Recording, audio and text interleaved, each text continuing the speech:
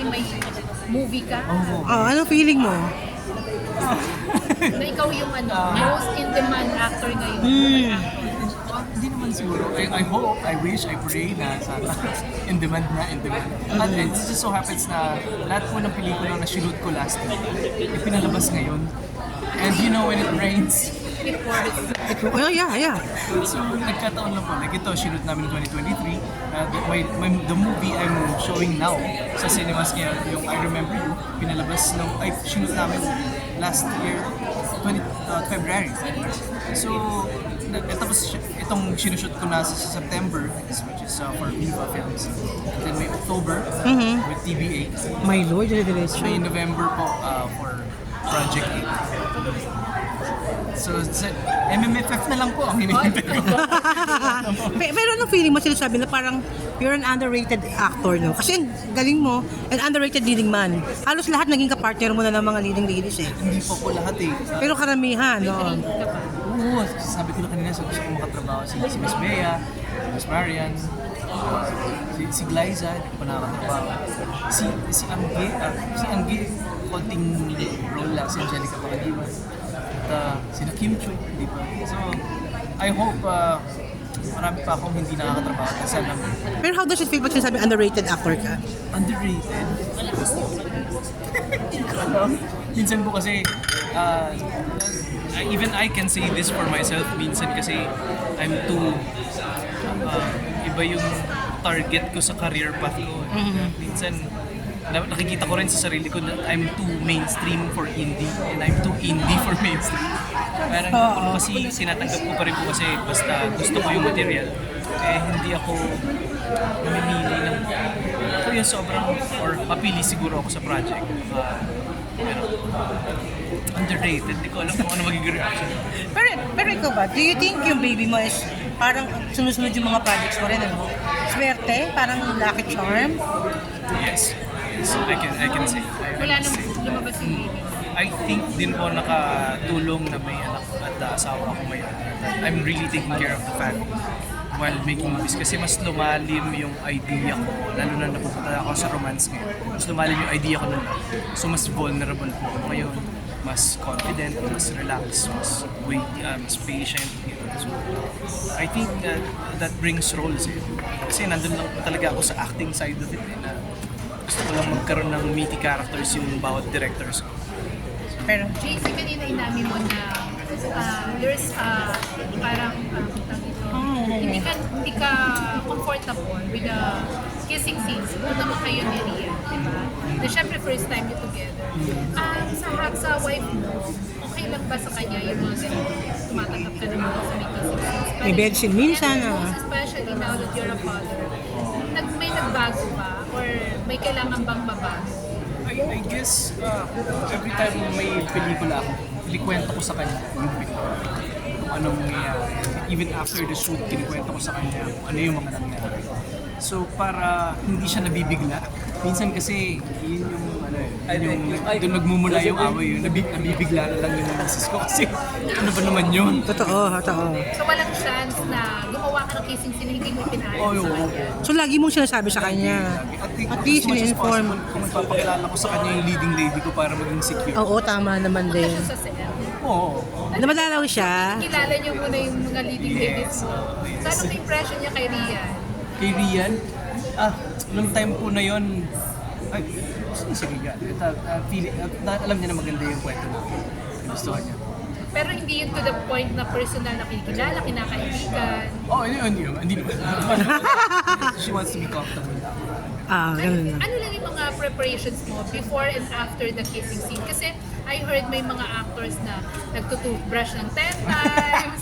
Di ba? Mouthwash, may mga After ng kissing scene, ayaw ng wife na makipag-kiss hanggat hindi na mouthwash, may mga ganon. Ako, siguro, well, aside from of course, hygiene, gusto ko sana maging presentable man lang ako sa co-actor ko. Mas technical ako, I need to know kung paano ko hahawakan or paano magiging comfortable sa akin yung co-actor ko. Is it okay if my hand drops here? Is it okay? So, mas may consent muna ako. So, So, pinag-uusapan mo yan. pag-uusapan mo. Kasi gusto ko hanggang dun lang yung parameters din na hanggang sa komportable siya. Para may consent din. Ayoko naman nabibigla lang siya na Pero syempre, di ba, minsan pag nagiging intimate na, nadadala kayo sa scene. ay, Okay alam mo, lang hindi yun. po. Hanggang talaga may Hindi totoo boundary. yun. May cut. Ikaw alam mo yung limitasyon mo kung hanggang kontrolado mo sarili mo na. Baka siguro ako lang. Awayin mo, you can speak for other people na. Ayoko yun na yung mawawala ka na lang sa eksena. Tapos, Dadala ka. you're so Kasi di ba passionate actor Ay, ka? ang akin naman, walang acting yun. Hindi acting yun. Pag nadala na. Nadala. Naging totoo na. Tinatoo mo na siya. Tinatoo mo na. Oo. Pag wala, hindi ka nag... Hindi yun yung work. Totoong emotion mo pag may kissing scene. Trabaho lang lahat. Tama naman. Needs to be choreographed. Pero nasa, pag pinapanood na, parang totoong-totoo. Oo, yun yung challenge. I think. Kasi we want to sell it to the audience na mukha siyang totoo. Tama nga na. So may rehearsal din ba? Oh, of course. Meron kayo. Mga ilang rehearsal mo yung Siyempre isa lang. Ay, actually yung rehearsal ko hindi pa naman yun yung actual. Kung paano mo nakahawakan, kung paano nakikilos yung gano'n. yun po. Maybe siguro even for the na in love sa co-actors. Baka it's really just not my process. Kasi po, wala yung acting doon. Kasi nandun ako dun sa acting. Kaya nandun ako dun sa convincing and not convincing. Tama nga naman. Ayoko po yung nadadala. So walang pinagselosan si Wifey sa mga naging meeting niya. Wala po naman. Kasi nakilala ko siya nung panahon ng open namin ni RC, RC at Miss Ina Raimundo. Medyo malala yung mga love songs. At okay, ganito pala. So medyo na-warm up siya dun sa... After Mas malala, mas matindi na yun eh, kaysa ngayon eh. Pero ano, may kissing scene ka ba na parang nahirapang kang gawin? Ever? Oo. Nung 2014 sa Esprit de Corps, lalaki. Paano ka na babae? Paano mo nagawa? Actually, ito Kasi nga. nga po, ano eh, 2014 pa yun eh. Then, si Reyes Solito came up with a... Sinimula yung movie pa yun. Hindi, Cinema One Ay, Originals. Cinema One Original. Oo. Si Larby Policarpio at si Sandino Martin. Sino ka kissing scene mo doon? Sorry? Sino kasi kissing scene mo doon? Sandino Martin at si Larby Policarpio. Torrid yun. Yes. Oh But my God. If there's anything na pinakamalala kong kissing scene, that would be it. Ulitin, JC, yun ang tanong. Ngayong, syempre, JC Santos ka na. Willing ako ulitin. Willing ka, uy, boom. I'm not sure. With Jericho, mga okay lang sa'yo? Hindi, kung mas magaling yung co-actor. Oh, di ba? Kung sila, ano, di ba? Sige, dream mong makakissing sa mga actors natin.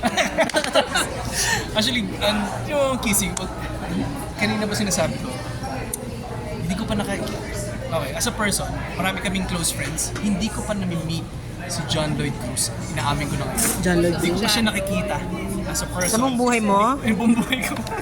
Hindi ko pa siya sana Pero do you yung admire pagkikita him? ay Sana- super respect the work, his work, him as a person. Oo.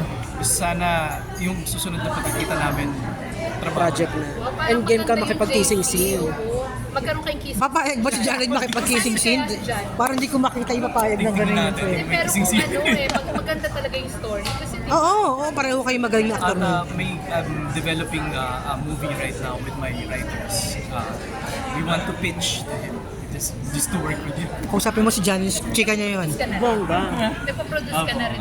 That's good. Even plays right now. Right now, I'm producing a play in Ateneo, Daguita. Ang actor po namin si Elijah Candas, si Agot Isidro, si Benedict Ramos, si Sam Samarita, at si Joji Torres. Nasa Ateneo po. So yung pinaplano mo na movie nyo ni John, may concept ka na. Yes. Na-offer na, hindi pa. Sinusulat pa lang po. At we wanted to make a good pitch.